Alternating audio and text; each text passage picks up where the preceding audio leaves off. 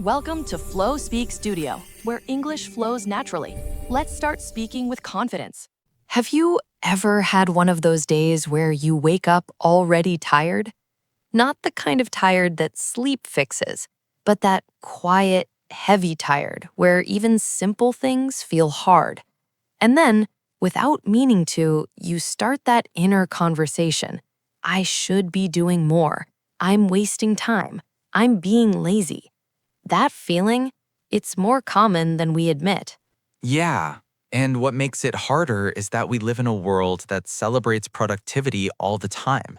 You scroll and everyone is waking up early, working out, studying, improving. So when you have a slow day, a quiet day, or a day where English just doesn't fit in, it's easy to feel like you're failing. Today's episode is not about motivation hacks or forcing yourself to do more.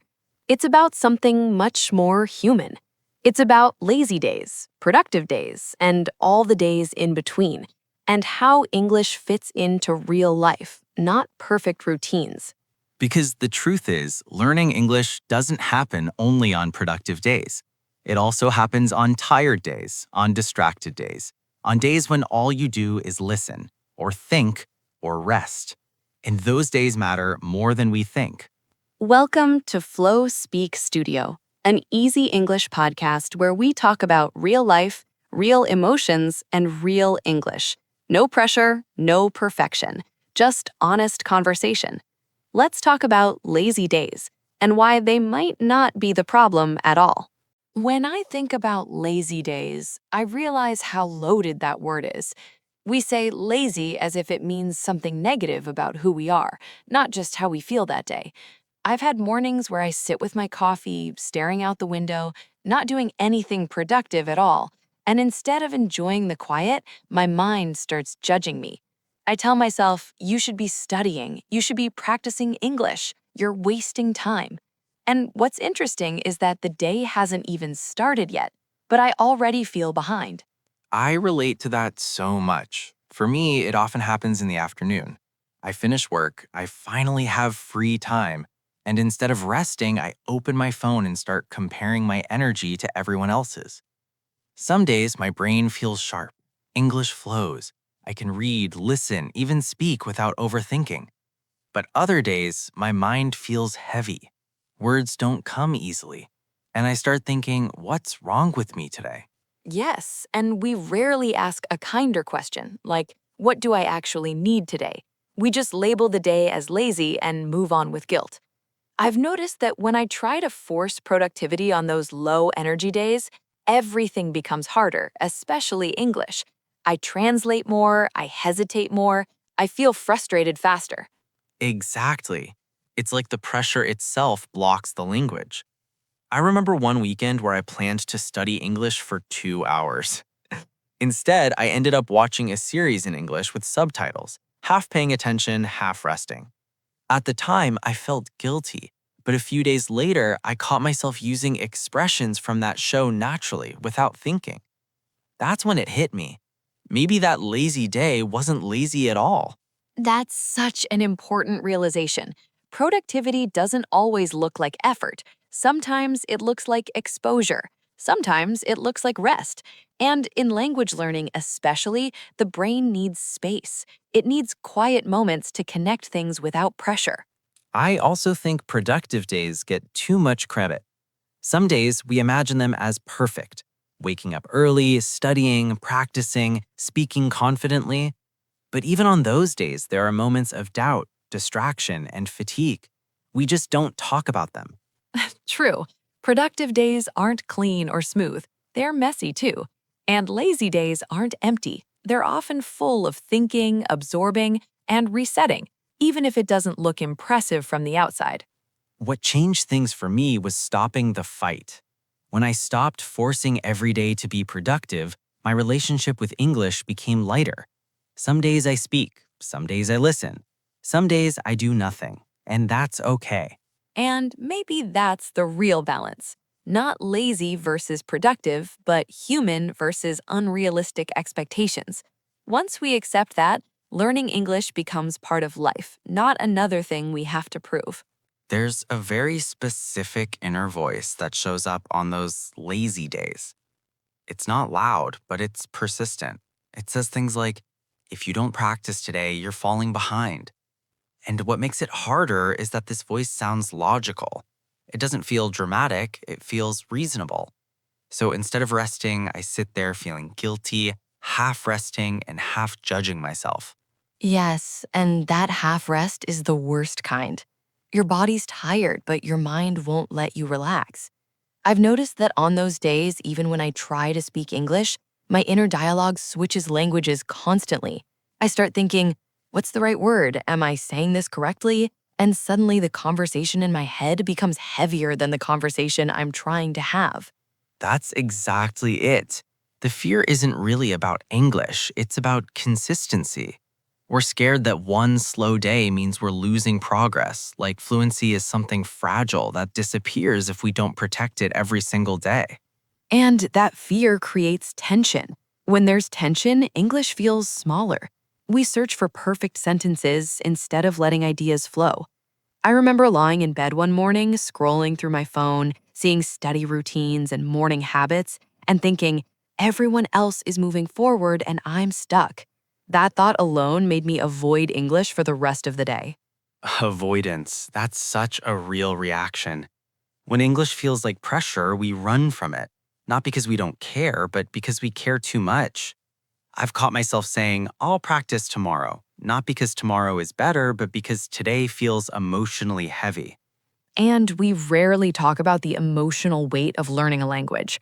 People focus on grammar, vocabulary, accents, but not on how tired you feel after thinking in another language all day. Some days your brain just wants to be quiet. Exactly. On productive days, my inner dialogue sounds encouraging. Okay, you're improving, keep going. But on low energy days, the same voice turns critical. You should be better by now. And that shift doesn't come from reality, it comes from expectations. That's such an important point. The problem isn't the lazy day. The problem is the story we tell ourselves about that day. If we see it as failure, English becomes heavier. If we see it as part of the rhythm, the pressure softens. I think real progress happens when we stop arguing with our inner voice and start listening to it with curiosity. Sometimes it's saying you need discipline, but other times it's saying you need rest. Learning to tell the difference is part of becoming fluent, not just in English, but in yourself. When we look at real life, work, friendships, social situations, the difference between a lazy day and a productive day shows up very clearly in how we use English. On productive days, English feels like a tool. We answer messages, join conversations, maybe even joke a little. But on low energy days, English feels like a task, something we should do, not something we use. And that difference changes everything. Yes, especially at work. On days when I feel focused, I don't overthink emails or meetings. I write simply, I speak clearly, and I trust myself. But on days when my energy is low, I reread the same email 5 times. I question every sentence. Not because my English suddenly got worse, but because my confidence did. That's such an important realization. Low energy often looks like bad English, but it's really just mental fatigue. I've had days where a coworker asked me a simple question and my brain froze, not because I didn't know the answer, but because I felt slow inside. And that happens socially too. With friends on good days, conversations flow. You don't translate, you react. On slower days, you listen more, you speak less, and then you judge yourself for being quiet. But silence doesn't mean lack of ability. Sometimes it just means you're conserving energy. Exactly. One practical shift that helped me was redefining what practice looks like on different days. On productive days, practice can be active, speaking, writing, interacting. On lazy days, practice can be passive, listening to a podcast, watching a video, even thinking in English while doing something simple like making coffee. That change removed a lot of pressure for me. I stopped asking, did I practice enough today? And started asking, did I stay connected to English today? Connection can be quiet, it can be gentle. It doesn't always need effort. And when you apply that mindset to travel, social events, or personal growth, something shifts. You stop waiting for perfect days to speak English. You allow imperfect energy, imperfect sentences, imperfect moments, and those moments still count. In real life, fluency isn't built only on productive days. It's built on showing up in different ways, even when you're tired, distracted, or quiet. That's how English becomes part of your life, not just part of your schedule. Lazy days don't erase progress, they shape balance. And learning to live with that balance is one of the most practical English skills you can develop. Before we get into the phrases, I want to slow things down for a moment.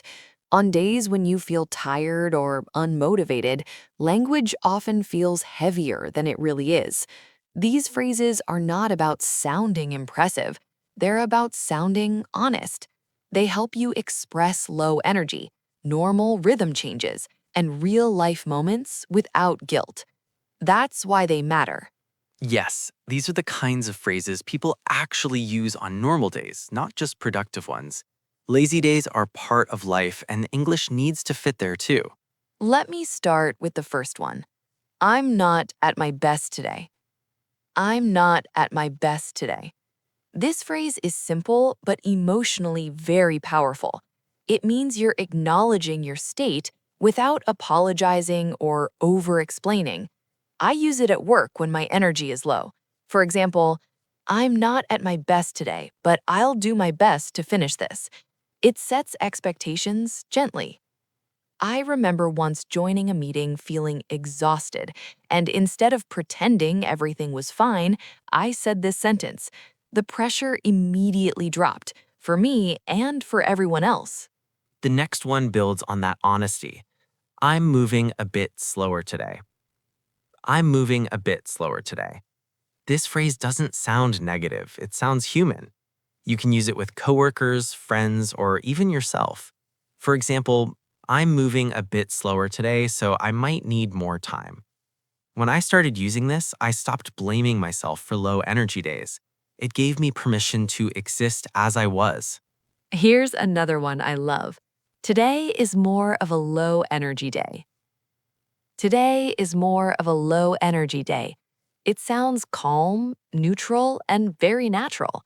Not dramatic, not lazy, just honest.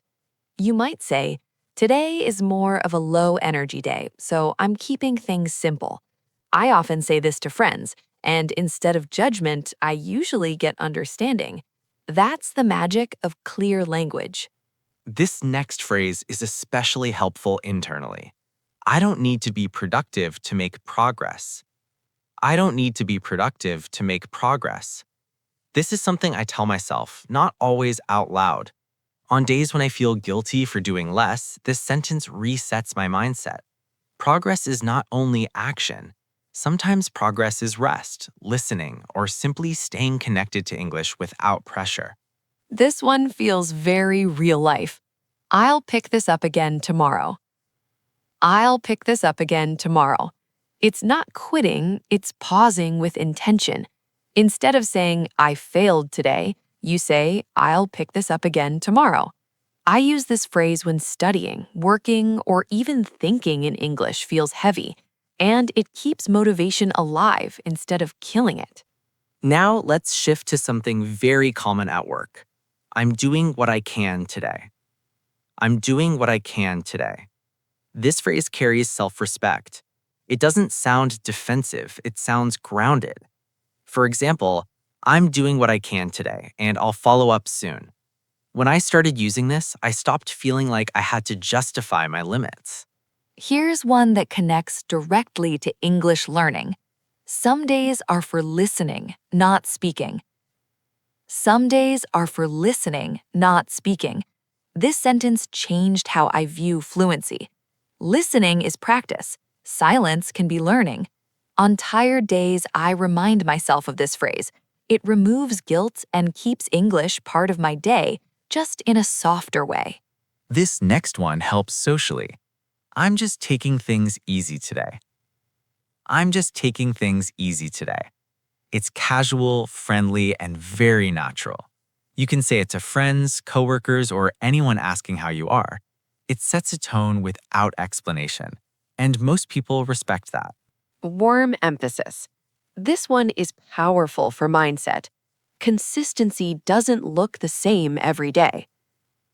Consistency doesn't look the same every day. Some days, consistency is effort. Other days, it's simply showing up quietly. I remind myself of this when I compare my energy to others. English learning becomes sustainable when you accept this truth. And I'll finish with this one. Rest is part of the process. Rest is part of the process. This phrase applies to life, work, and English. When you believe this, lazy days stop feeling like failures. They become part of growth. I wish I'd understood this earlier. It would have saved me a lot of unnecessary pressure. Some phrases aren't advanced, but they're honest. And honesty is what makes your English feel real. As we come to the end of this episode, I want to sit with something for a moment. If today is a productive day for you, that's wonderful. And if today is a slow, quiet, low energy day, that's also completely okay. So many people think that progress only happens when we're pushing, doing, achieving, but real life doesn't work like that, and real English learning doesn't either. Sometimes growth looks like action. Other times it looks like rest, reflection, or simply staying present. I really want to emphasize that. Lazy days are not broken days. They're part of a natural rhythm that every human being has, even the people who look productive all the time. When you stop fighting those slower days, something interesting happens. Your mind relaxes. And when your mind relaxes, English feels lighter. You stop forcing words and you start letting them come. If you're listening to this and thinking, I didn't do enough today, I want you to gently question that thought. Did you listen? Did you stay connected? Did you give yourself permission to show up in a softer way?